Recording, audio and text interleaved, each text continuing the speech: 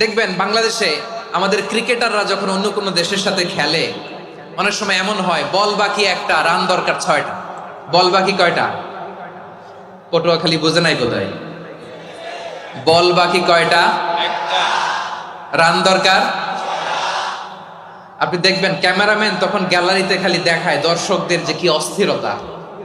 Hip hop স্টাইলের মেয়েটা, যে মেয়েটার ওড়না এতক্ষণ ছিল গলায়, এতক্ষণ কই ছিল, ওই মেয়েটা দেখবেন ওড়নাটা টেনে মাথায় দিয়ে এরকম মুনাজাত ধরতেছে, আল্লাহ আল্লাহ, একটা ছক্কা, আল্লাহ আল্লাহ, আমার লাল সবুজের পতাকারে তুমি অপমানিত কইরো না আল্লাহ, ইন্ডিয়ার সাথে আমাদের খেলা, আল্লাহ আল্লাহ, একটা ছক্কা, একটা একটা। পুরো পুরো খেলা জুড়ে এই মেয়ের ওড়না ছিল গলায়, কিন্তু যখন এক বলে 6 রান দরকার, ওড়না চলে আসছে কোথায়? মাথায়। আবার মুনাজাত আসরে নাই। ঠিকই বাংলাদেশের দামাল ছেলে এমন এক শট মারলো, বল চলে গেল স্টেডিয়ামের বাইরে, ছক্কা, জিতে গেলাম আমরা। পুরো স্টেডিয়াম জুড়ে চিৎকার, হই হুল্লোর, মৌজ মাস্তি।